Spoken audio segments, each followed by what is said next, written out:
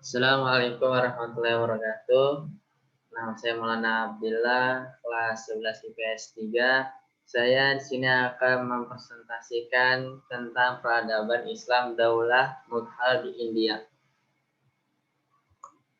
Sejarah lahirnya Daulah Mughal. Daulah Mughal bukanlah daulah pertama di India. Sebelumnya sudah berdiri kekuasaan Islam, namun belum menemukan kejayaannya. Jadi Daulah Mughal bisa dikatakan sebagai penerus Kesultanan Delhi yang sudah berdiri terlebih dahulu. Daulah Mughal dirintis oleh Jahiruddin Muhammad Babur 1526 sampai dengan 1530 Masehi. Ia adalah salah satu cucu dari Timur Leng. Ayahnya adalah Umar Mirza, yaitu penguasa Farghan. Kepemimpinan Babur sudah diwariskan oleh ayahnya pada saat Babur masih berusia 11 tahun. Ia punya ambisi kuat untuk menguasai Samarkand, yaitu kota terpenting di Asia Tengah pada saat itu. Dalam usaha pertamanya, ia mengalami kekalahan, tetapi karena mendapat amunisi tambahan dari Daulah Safawi, akhirnya Samarkand bisa dikuasai pada tahun 1494 Masehi. Setelah Samarkand, target berikutnya adalah Kabul, ibu kota Afghanistan. Dan setelah Kabul berhasil ditaklukkan, Babur melanjutkan ekspansinya ke India. Jahiruddin Muhammad Babur 1526 sampai dengan 1530 Masehi. Jahiruddin Muhammad Babur menjadi penguasa pertama sekaligus pendiri Daulah Mughal. Pada masa kepemimpinannya, seluruh kebijakan digunakan untuk membangun fondasi pemerintahan. Pada awal kepemimpinannya, Babur masih menghadapi ancaman pihak-pihak musuh, utamanya dari kalangan Hindu yang dari awal tidak suka terhadap berdirinya Daulah Mughal. Jahiruddin Muhammad Babur menguasai wilayah yang sangat luas, berbatasan dan kekaisaran Ming di timur Tiongkok dan Daulah Safawiyah di barat Persia. Jahiruddin Muhammad Babur tutup usia pada tahun 1530 Masehi. Berikutnya Humayun 1530 sampai 1556 Masehi. Humayun melanjutkan kepemimpinan ayahnya. Babur Humayun memimpin Mughal kurang lebih 26 tahun. Daulah Mughal di bawah kepemimpinan Humayun bisa dikatakan sebagai masa konsolidasi kekuatan periode pertama. Humayun masih banyak mendapatkan tantangan, di antaranya dari Bahrul Shah, penguasa Gujarat yang berusaha untuk memisahkan diri dari kekuasaan Mughal. Pada tahun 1450 Masehi, Humayun berhasil dikalahkan oleh Sher Khan dari Afghanistan. Humayun melarikan diri ke Persia yang saat itu dipimpin oleh Tahmasp, penguasa Daulah Safawi. Humayun kembali ke India setelah 15 tahun menyusun kekuatan di pengasingan. Daulah Mughal berhasil ditegakkan kembali di Delhi pada tahun 1555 Masehi setelah mengalahkan kekuatan Sher Khan Shah. Pada tahun 1556 Masehi, Humayun meninggal dunia. Dan berikutnya ada Jalaluddin Muhammad Akbar 1556 sampai dengan 1605 Masehi. Akbar menjadi raja terbesar Daulah Mughal di India. Dia lahir di Umarkot, Singh pada tanggal 15 Oktober 1542. Akbar adalah pemimpin Mughal paling kontroversial, menggantikan kedudukan ayahnya ketika masih dalam usia 14 tahun. Pada masanya dikenal sebagai masa kebangkitan dan kejayaan Mughal sebagai daulah Islam yang terbesar di India. Keberhasilan pemerintah yang lebih bercorak militeristik menjadikan Mughal menjadi sebuah dinasti yang sangat besar. Kabul dan Kandahar sebagai dua gerbang kota di India berhasil dikuasai oleh pemerintah Mughal. Kebijakan Akbar mempersatukan berbagai etnis untuk membangun dinastinya, membuahkan peradaban yang lebih maju di India. Akbar meninggal dunia di Agra pada tanggal 16 Oktober tahun 1605 Masehi. Dan berikutnya ada Nuruddin Muhammad Salim atau Jahangir. Pada tahun 1605 sampai dengan 1627 Masehi. Nuruddin Muhammad Salim lebih dikenal dengan sebutan Jahangir, lahir pada tanggal 31 Agustus 1569 di di Fateh Tur, Syikri, dan naik tahta 8 hari setelah meninggalnya Sultan Akbar. Jahangir berkuasa selama 22 tahun dengan didukung oleh kekuatan militer yang besar. Pemimpinan Jahangir menjadi lebih kuat. Semua kekuatan musuh dan gerakan pemberontakan berhasil dipadamkan sehingga seluruh rakyat hidup dengan aman dan damai. Pada masa kepemimpinannya, Jahangir berhasil menundukkan Benggala 1612 Masehi, Mewah 1613 Masehi, Tangra 1615 Masehi. Jahangir meninggal dalam perjalanan dari Kashmir ke Lahore dekat Sarai Syahadabat di Bihimbir pada tahun 1627. Jenazahnya dibawa ke Lahore dan dimakamkan di Sahdarabah. Dan selanjutnya ada Shah Jihan 1628 sampai 1658 Masehi. Shah Jihan lahir 5 Januari 1592, merupakan raja kelima Daulah Mughal di India.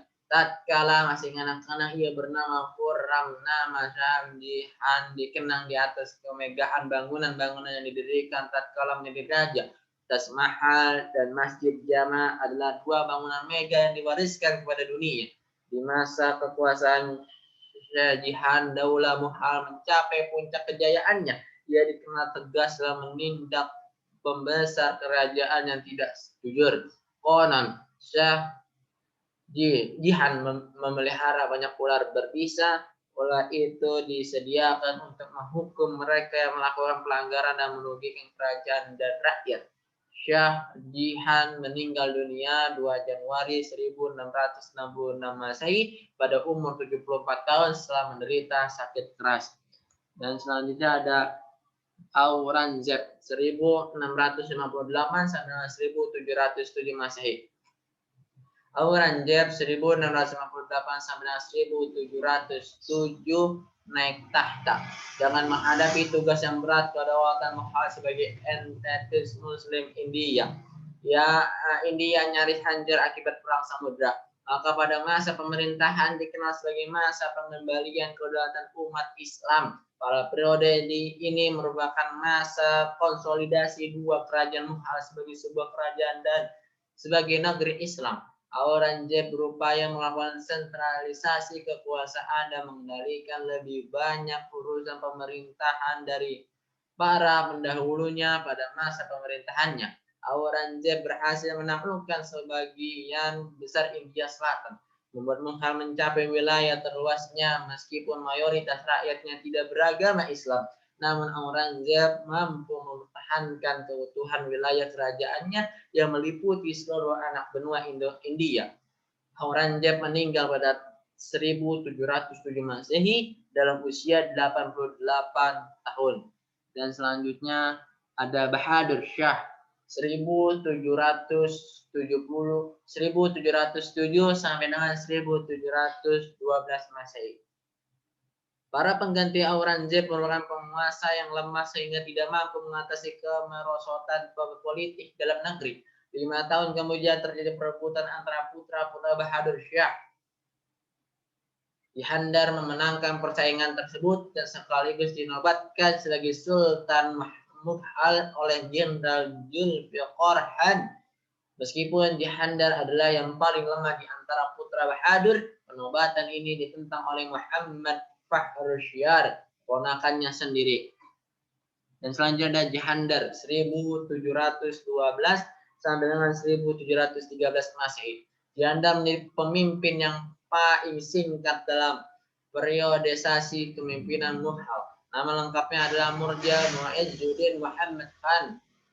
Pada masa pemerintahan Syam, pada masa pemerintahan Shah Alam, Daulah Mughal diserang oleh pasukan Afghanistan yang dipimpin oleh Ahmad Khan Durrani. Kekalahan Mughal dari serangan ini berakibat jatuhnya Mughal ke dalam kekuasaan Afghan.